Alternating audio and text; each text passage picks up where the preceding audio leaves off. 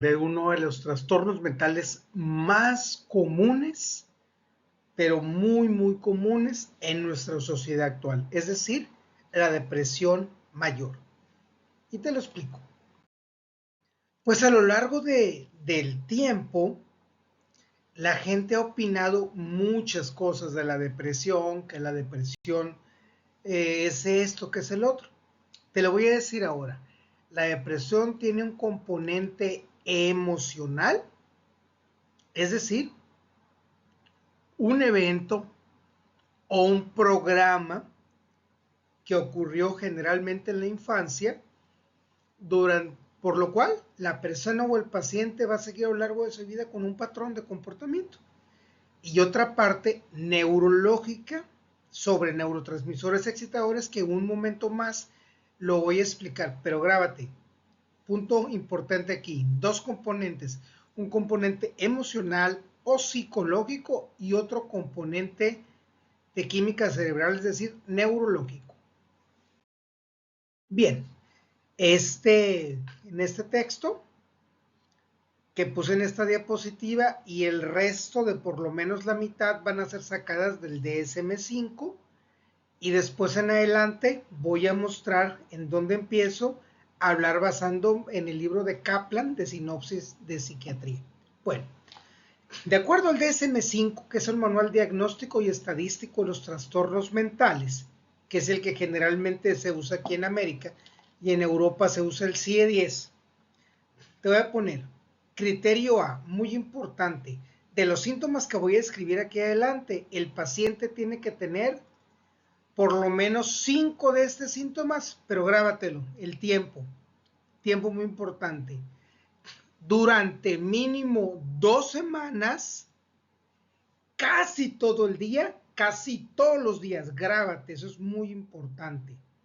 Siguiente punto también, va a presentar un cambio en el funcionamiento previo, es decir, el paciente tenía una vida aparentemente, por decir algo, normal, y de pronto le empezaron a agravarse o a mostrarse en mayor forma o en mayor intensidad estos síntomas. Es decir, que a lo mejor tenía uno que otro, pero se le presentaron mínimo 5 de manera intensa durante más de 15 días, todos los días, casi todo el día. Y de estos 5 síntomas, por lo menos uno tiene que ser, grábatelo, en estado de ánimo depresivo, o sea, con una tristeza extrema, o si no, pérdida de interés en el placer o pérdida de interés en la vida. Entonces, pues ya lo vamos a ver, el síntoma número 1 es estado de ánimo depresivo, es decir, el paciente tiene una tristeza muy fuerte, claro que no es por un duelo, sino es una tristeza, que en lo cual se siente desanimado, en lo cual tiene un pensamiento negativo, en lo cual pone más atención a las partes tristes de su vida y a las partes bonitas las minimiza. Punto número 2, y grábatelo bien, que es de los síntomas más importantes, el número 2 es disminución de interés o de placer.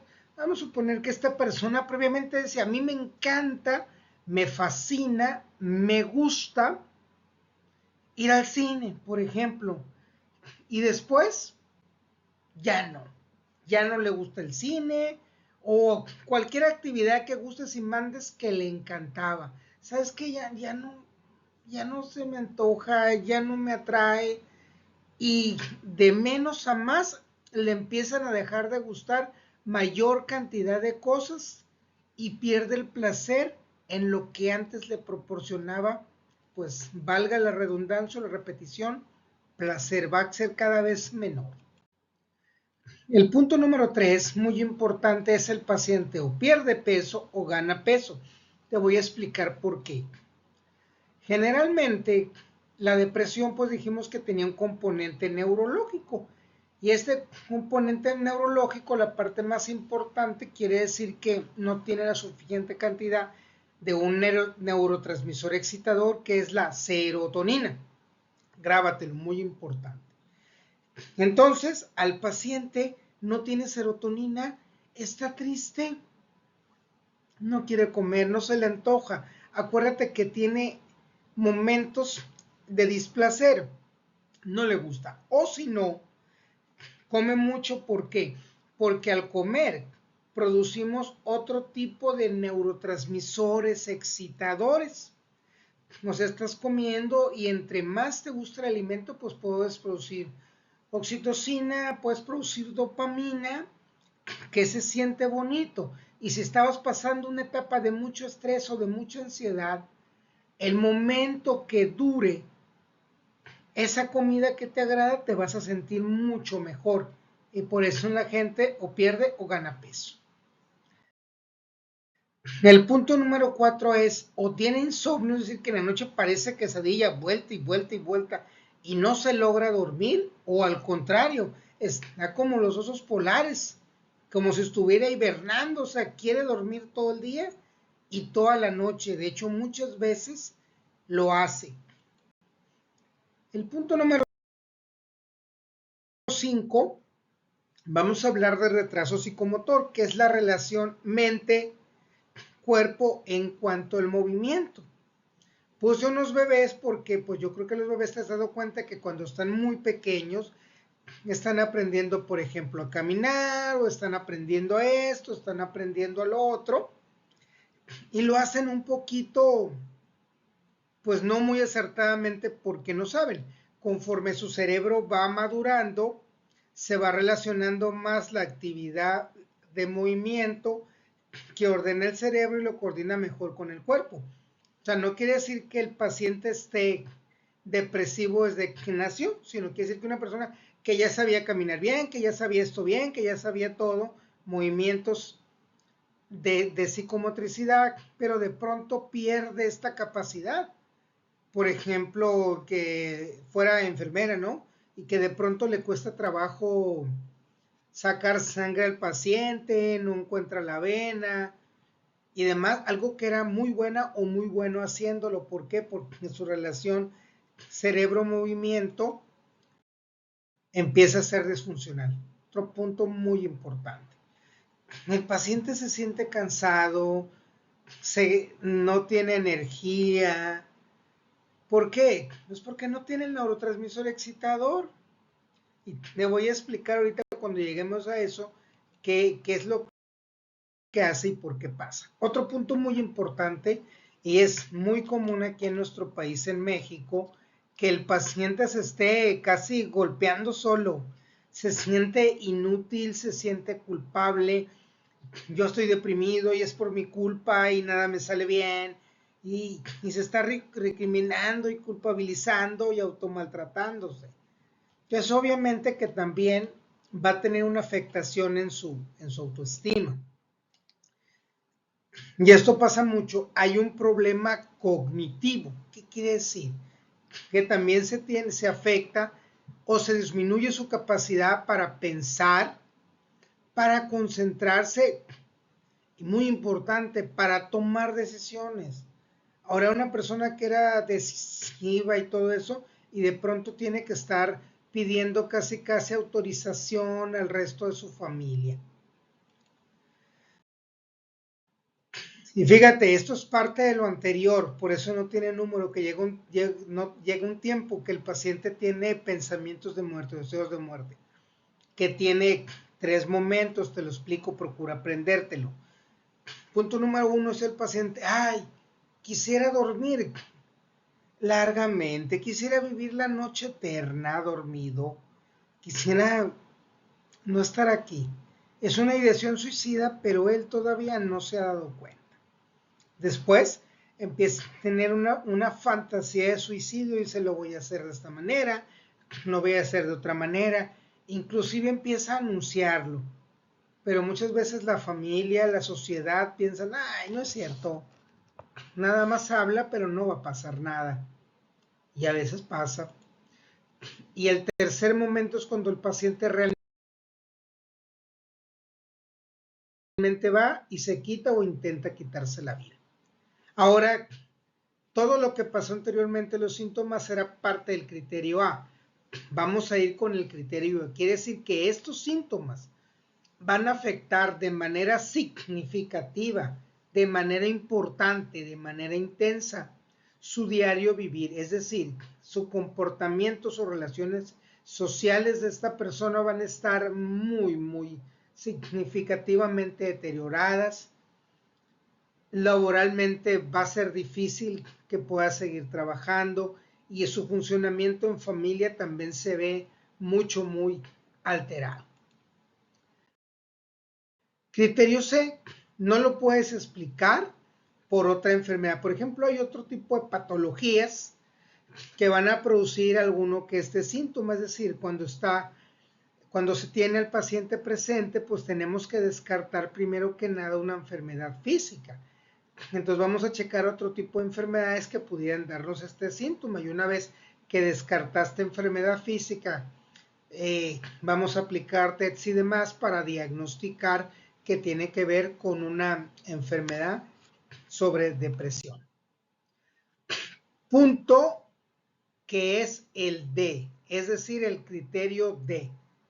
El episodio de depresión mayor no lo puedes aplicar que sea un trastorno de tipo esquizoafectivo o de tipo psicótico. No, el paciente no alucina, o sea, no se imagina, no, porque no es imaginación, no escucha voces que nada más él lo podría hacer, o no ve cosas o personas que solamente él puede percibir. No le pasa esto. Y el siguiente inciso, que es el inciso E, tiene episodios maníaco, hipomaníaco. Observa la cara de la diapositiva. Cuando el paciente tiene ideas maníacas, o sea, tiene ideas fuera de lo normal, y con el paso del tiempo aumenta. ¿Sabes qué? Vamos a conseguir aquí que venga gente a apoyarnos a cosas que no se pueden hacer. Intenta hacerlas, ¿por qué? Porque es una idea que a él se le ocurre, pero es una que no puede pasar. Etiología. Quiero hablar de este punto muy importante, que son varias aminas biógenas. Voy a hablar de la más importante o de la más común, que es la serotonina. Si vemos, aquí hay una hendidura, esta parte en medio hay una hendidura presináptica. Entonces aquí está una neurona y aquí está otra. Se despolarizan ambas, una que envía la serotonina y otra que la recibe. Pero si te fijas, en el receptor no está recibiendo nada. Grábate, esta es la forma como ocurre la depresión. Le envía la serotonina y luego dice, ¿sabes qué? Dijo mi mamá que siempre no. Entonces la recaptura, se vuelve a quedar con ella, ¿ya?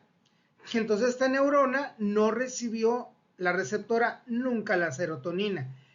Y entonces esto pasa de tal suerte que es menor cantidad de neuronas tienen esta serotonina, entonces va a disminuir el número de dendritas, va a disminuir el número de neuronas que estén bien activas, y va a tener sus consecuencias en el estado de ánimo, que en este caso es la depresión. De esta parte en adelante lo saqué del otro libro que les digo que es muy importante, el libro que se llama Sinopsis de Psiquiatría, que es del doctor Kaplan. Ahora vamos a ver la parte epidemiológica. Por ejemplo, ¿qué sexo te imaginas tú que es más común? Te lo digo ahora, el sexo femenino. ¿Por qué? Pues porque en el sexo femenino hay cambios hormonales, también lo social importa mucho, se dan permiso de vivir emociones de tristeza, las reprimen menos y demás. Entonces, de tal suerte pasa que en la incidencia es la doble cantidad O sea, por cada 2 mujeres hay un solo hombre que presenta depresión. Sin embargo, hace rato hablé de suicidio. Las mujeres tienen intento de suicidio también, pero el que normalmente sí logra suicidarse es el paciente hombre. Entonces, para que entendamos esa diferenciación. ¿A qué edad te imaginas que es lo más común? Fíjate las fotos. Es 50% de todos los pacientes ocurren entre los 20 y los 50 años. Sin embargo, en los últimos tiempos, los pacientes de entre 18 y 25 años, por el alto contenido de uso de sustancias, se ha recorrido un poco hacia esas edades mucha escala de personas que están padeciendo depresión. Ahora, situación conyugal. Te muestro, pues aquí está, es como un meme. Aquí está este que es soltero, está fuerte, hace ejercicio, va al gimnasio, se alimenta. Este que está aquí, este perrito, pues un poco engordado, un poco, porque es muy alimentado, es muy querido con su esposa y es casado. Y aquí este perro que lo vemos flaco, ojeroso y sin ilusiones, como dice la canción, es un perro o divorciado o separado. En este caso puse estas fotografías pues para hacerlo un poquito divertido, no para que nadie se sienta mal y para que lo entendiéramos porque este meme sale mucho en redes sociales. Entonces los pacientes divorciados y separados es los que mayormente o estadísticamente cursan con depresión. Factores genéticos, es decir, la herencia. Fíjate bien, si papá o mamá, uno de los dos presenta depresión, el paciente tiene entre el 10 y el 25%, o sea, los hijos, de también padecerla. Sin embargo, si ambos padres tienen depresión, esto aumenta el doble. Y otra cosa, entre mayor cantidad de hermanos o familiares, entre más cercanos sean sanguíneamente, pues hay más riesgo de que haya más cantidad de personas deprimidas en esa familia. Ahora, ponme mucha atención, esto es muy, muy importante. Factores psicosociales, es decir, lo que vamos a vivir dentro de la familia. Y te lo explico más ahora, mucho más ahora te la explico con qué crees. Con los niños. Es decir, cuando una persona, un infante, vive el estrés de un evento traumático, o sea, un trauma, vaya, una experiencia muy dolorosa, va a llegar, escúcheme bien, a tener efectos de larga duración funcionales en la producción de neurotransmisores y señalización extraneuronal. ¿Por qué? Porque entre más pequeño sea el paciente, pues aquel trauma tenía el cerebro menos desarrollado, más bien más pequeño, más inmaduro, pues le va a afectar porque aparte tiene menos madurez emocional. Entonces, te lo digo ahora, es muy importante que con cada paciente tenemos que trabajar en dos cosas. El aspecto médico, obviamente, ya lo hablamos de los neurotransmisores excitadores, y el aspecto emocional, porque muy comúnmente hay un evento traumático en los primeros 3 años de vida y hay que acompañar a ese paciente que lo sana.